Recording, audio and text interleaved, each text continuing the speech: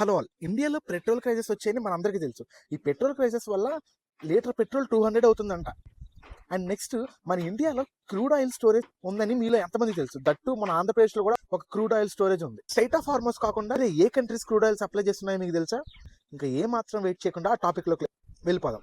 Hello all and welcome to x-ray with Prem. India petrol crisis face చేస్తుందని ఒక పెద్ద rumour spread చేస్తున్నారు. State of Hormuz close చేశారు కాబట్టి ఇండియా పెట్రోల్ క్రైసిస్ ఫేస్ చేస్తుందని చెప్తున్నారు. నిజమే, 40% of the oil straight of Hormuz నుంచే వస్తుందని మనలో అందరికీ తెలుసు.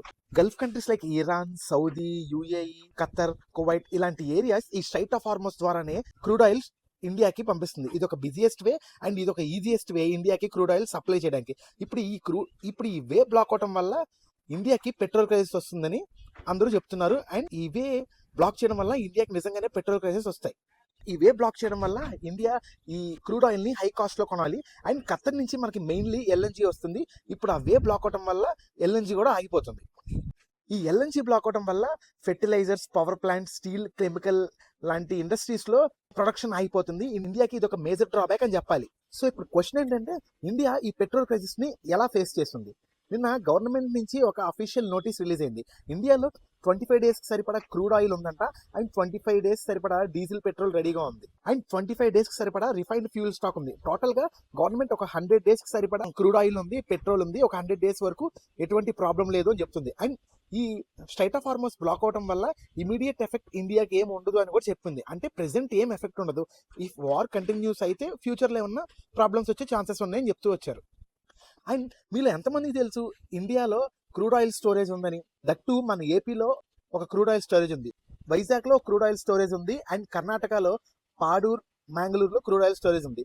ఈ క్రూడ్ ఆయిల్ స్టోరేజ్ ఎక్కడుందని ఎవరికి తెలియదు, కానీ గవర్నమెంట్ సీక్రెట్ గా ఈ క్రూడ్ ఆయిల్ స్టోరేజ్ ఉంది. అంటే ఒక 7 days సరిపడా క్రూడ్ ఆయిల్ ని స్టోర్ చేసి పెట్టారు. ఈ 7 days సరిపడా ఆయిల్ ని జాగ్రత్తగా వాడుకుంటే డబుల్ అప్ చేసి జాగ్రత్తగా వాడుకోవచ్చు. అసలు ఇండియాకి పెట్రోల్ క్రైసిస్ వస్తుందని ఎవరన్నారు? అందరూ అనుకున్నారు ఇండియాకి పెట్రోల్ క్రైసిస్ వస్తుందని. కానీ రష్యా ఇండియాతో ఒక పెద్ద డీల్ చేసింది. ఇప్పుడు పంపించే క్రూడ్ ఆయిల్ కాకుండా 40% ఎక్స్ట్రా క్రూడ్ ఆయిల్ పంపించడానికి డీల్ యాక్సెప్ట్ చేసింది.